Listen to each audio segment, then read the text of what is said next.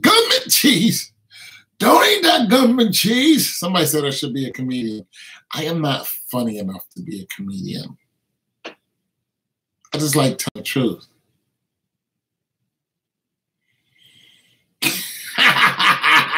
This lady got arrested for having cocaine, and she said the wind blew.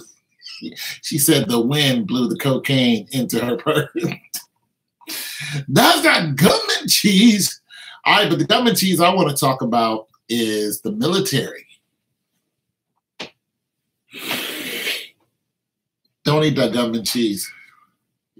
So what? It's an interesting story here about the wall that is the wall that we're spending all this money on erecting out there in, where is it, Arizona, or, you know, just to keep the bad people out, the drug dealers and the bad Mexicans, you know what I'm saying, the Espanols, you know, keep those out. It's like, you know, white people are, you know, pretty much killing a lot of people right now, just in all kind of foreign lands and all kind of foreign ways.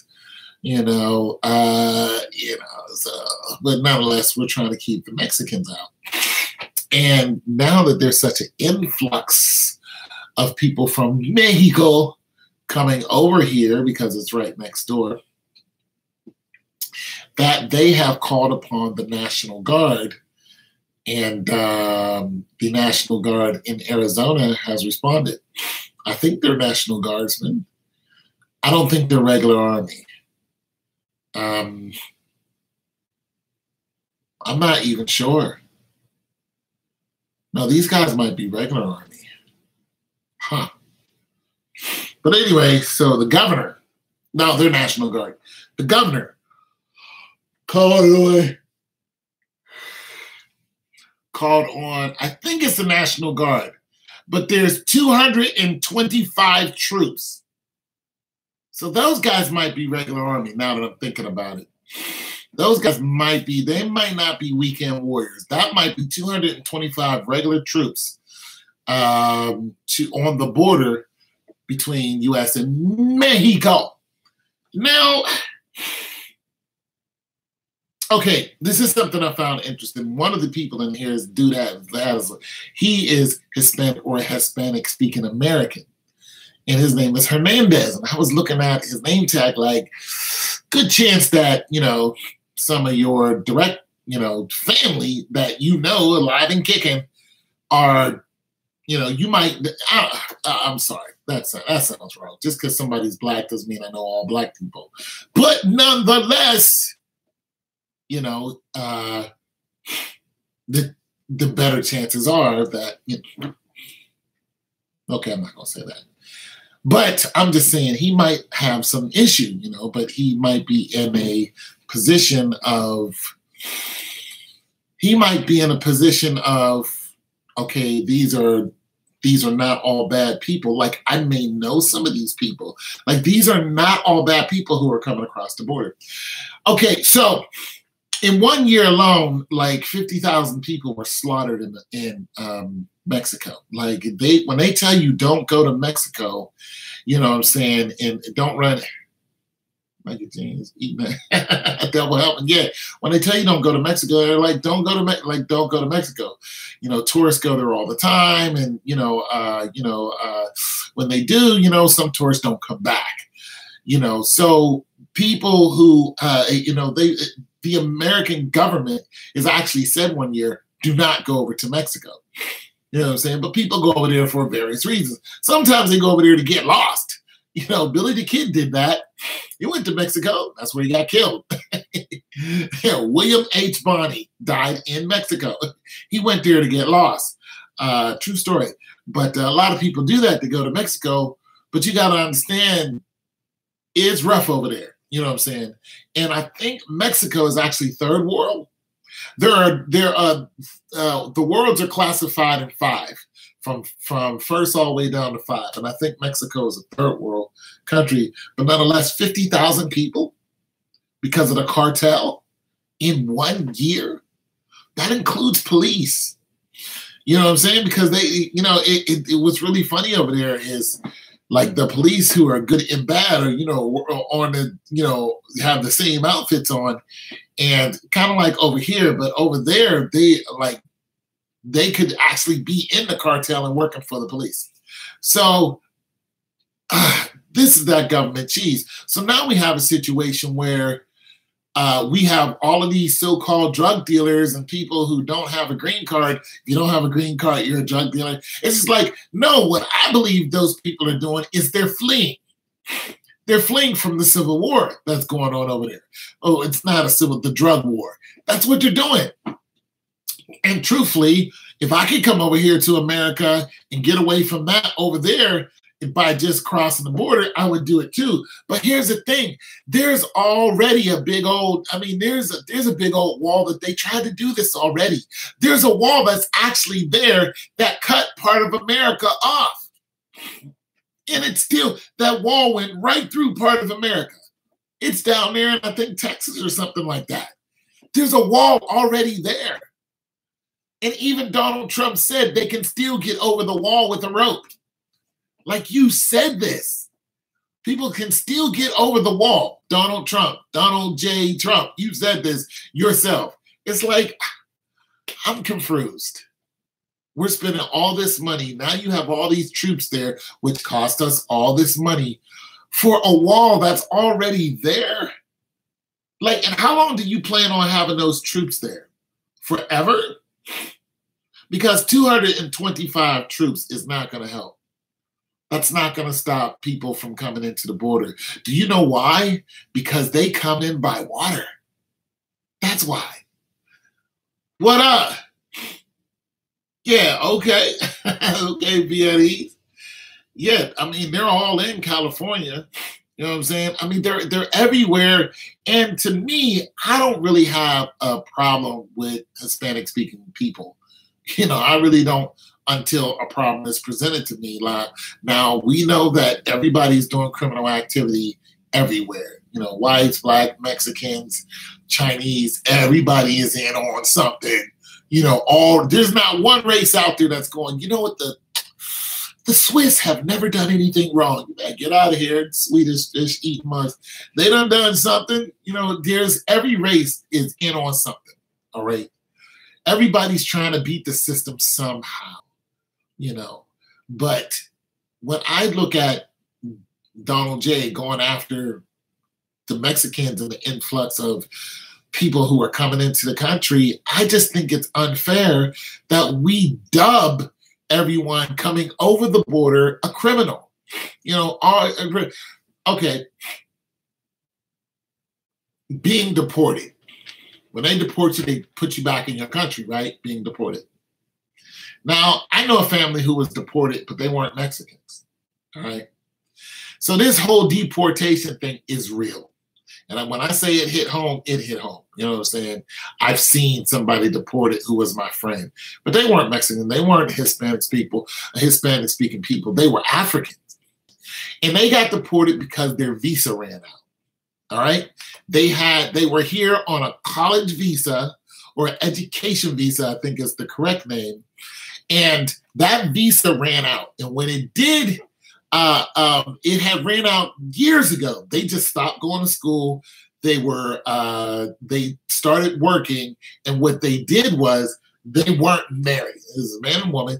They weren't married, but they had a child. And then they had another child.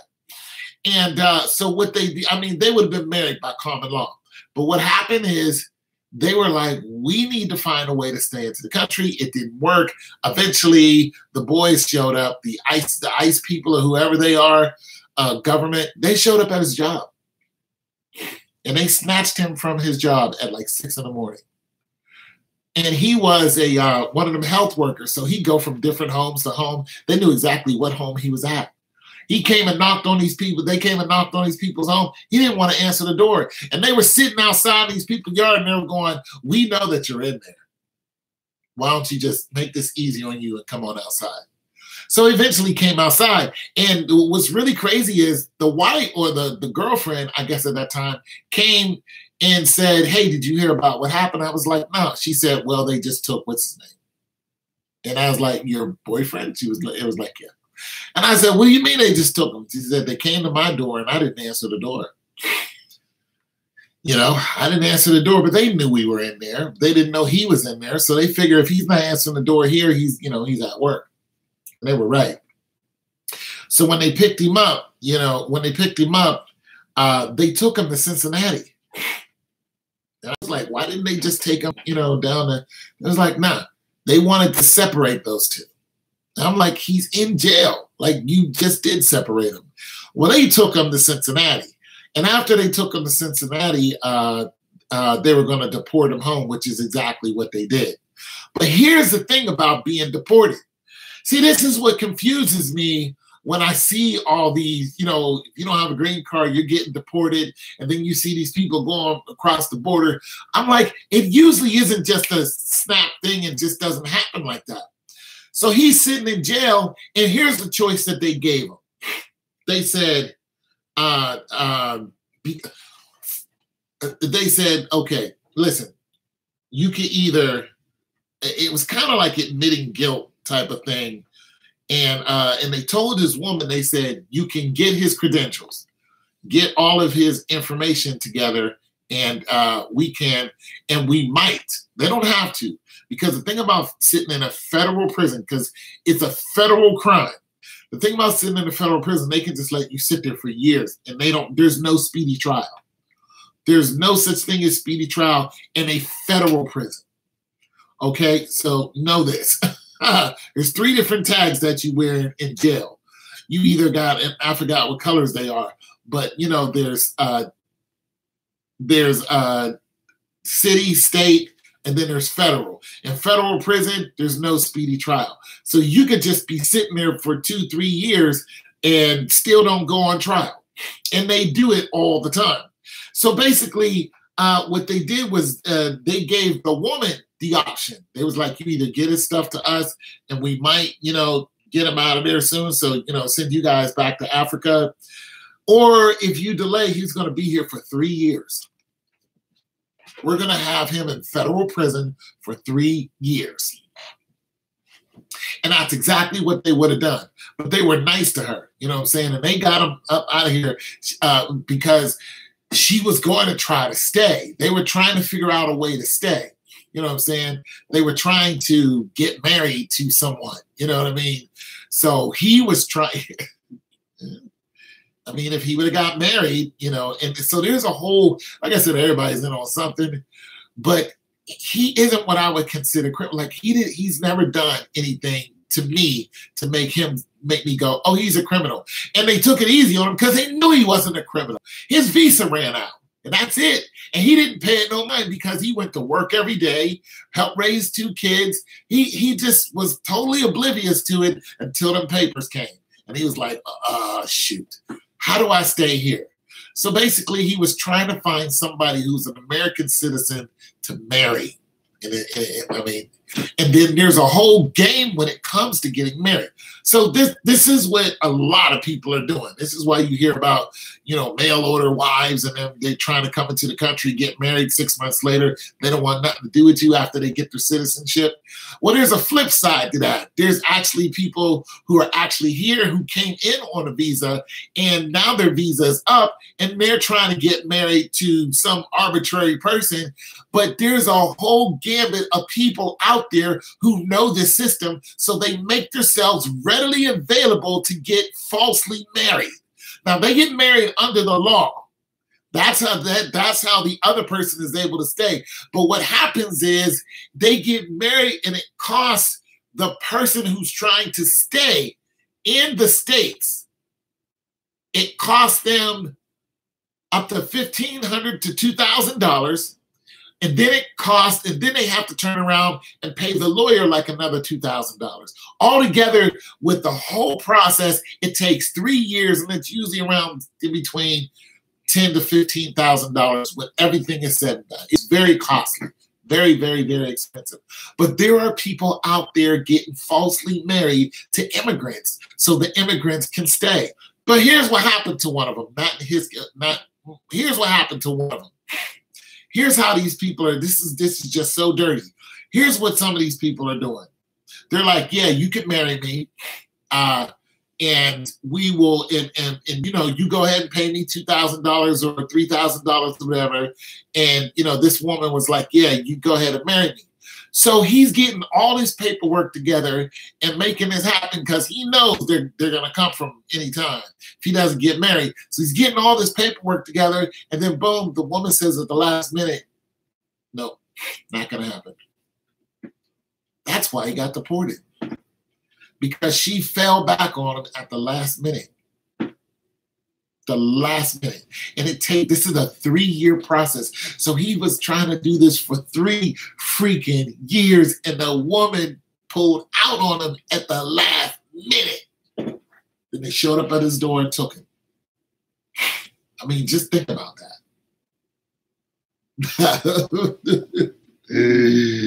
Just think about that. That's just wrong. So there was another situation where the woman was trying to get married. It was a guy. The guy was like, yeah, let's do the whole thing. And in the last minute, he said, but we have to consummate the marriage. She was like, what do you mean? He was like, I'm going to have sex with you because you're my wife. She's like, nah, that's not in the deal. He's like, well, it's either in the deal or you're getting deported. Well, guess what? She no longer lives in the country. That was it. Left the country. That's that government cheese right there. It looks good. It tastes good, but it ain't good for you. That's that government cheese all day. All right? So I just want to get on here and just share a story with y'all. Government. Don't eat that government cheese because it look good. It may taste good, but ain't good for you. Government cheese. Those were some cool people too. But anyways, as far as the Españols, the Mexicans all over here. Puerto Vallarta. Puerto Rico, you know, but there's Hispanic speaking because I don't know what country they come from, but his whole families. I mean, they're rocking this whole territory, and I think that deporting a bunch of these working people, you know, and getting these people who, you know, you find some technicality and all of a sudden they're not allowed in America or to be in America. And a lot of them have kids. So the people who got deported that I knew, their children were both born here in America. So they're American. So those kids can come back like, you know, right now. But nonetheless, I think that when you say everyone who is, you know, coming across the border illegally is a criminal, I think that's a really, really bad thing. And I think that the government should start saying that. They should stop making an enemy of the people from, at least from Mexico, coming into the country. They, you know, I mean, if there's an overpopulation problem, okay, fine, I get that. There's an overpopulation problem. But that's not what you're claiming. You're claiming that there's a drug problem. So you're dubbing everyone who comes from that country are drug dealers, and it's just wrong. They're not all drug dealers. You know, little Enrique is, you know, not a drug lord. You know, he's just a little 10-year-old bouncing through the country because they're killing everyone over there. Listen, when they kill people over there, they're hanging them by the streetlights. There's no mercy for the drug lords over there. They don't have no mercy. Everybody's catching the L. Everyone. All right? You say something about them, you catching the L. That's it, and that's all. So I just wanted to talk about that, see if any of you have any thoughts on it. You know what I'm saying? BIDs, what up? You know, if any of you have any thoughts on it, because, you know, when you're trying to dub all these people and put them under one umbrella. I think that's a very bad thing. I think that's going to anger the people, and that's just not what you want to do. That's the government cheese. You don't want to do that. Listen, Hispanics are outnumbering us, freaking 10 to 1. I mean, there are a bunch of them. And there's a lot of them who are in legislation, you know what I'm saying? So, they're like, they get their votes. These people, they're behind each other. They're not like black people. Black people, something catastrophic has to happen to us before somebody gets behind us. And then we all disperse like roaches when the lights come on. It's like, come on, black people. Let's get a leader. I don't have a problem with getting a leader. Let's get a leader. Let's get behind somebody and let's move forward. But that's not always the case. But I'm going to play this clip on World Star. And you guys tell me what you think. Your mission is to support the efforts of the U.S. Department of Homeland Security in their efforts to secure the border and keep the communities on the border safe. We had a 200% increase in traffic across the border. The people that are suffering the drug overdoses, oftentimes these products are coming over the border and through our state. We have a federal government that's paying attention to it. We have a border patrol that is going to go to the border, and we have a National Guard in Arizona that's going to be there to support it. I should say here is this happened under President Obama. This happened under President Bush. So for President Trump to call up the Guard is not something that's new and unique. It is something that's paying attention to a surge in those flows and the March numbers year over year. Let's go back and listen over the border and through. Oftentimes these products are coming over the border and through our state. All right, that's that government cheese right there, because a lot of the products aren't coming over the border and through the state like that. You know what I'm saying? There are products coming over the border, but a lot of the products are made right here. Meth is made right here. The opioid problem, that's not coming from Mexico. Opioid problem is coming from right here. Now the cocaine is different, but right now the biggest issue right now is opioids. White people are being hooked on opioids, and it's an epidemic. It's costing millions and billions of dollars, and it's costing a lot of lives. You know what I'm saying? People are trying to get their hands on opioids. A lot of people are trying to. Okay, so one situation where. All right, so some of that is coming from the government. Believe it or not, some of those drugs is coming from the government. That's that government cheese right there. It's coming from the government. In prescription drugs. Those opioids coming from the government. You know what I'm saying? What one individual did was he set up a health type of clinic, and what he did was when he set it up, he advertised on like Backpage or something for doctors to pretty much come and work for him, but all he did was allow the doctors, and he promised like $600 a day or something. So what the doctors were doing is they were writing prescriptions. They were writing fake prescriptions. And these people were getting their opioids or whatever. You know what I'm saying? But they were making money hand over fist. Of course, that's right in my area because it's some type of healthcare fraud. But so a lot of the problems aren't coming over the border. Anyway, it's your boy Tone 202. Just thought I'd stream for a minute. Talk to you guys later.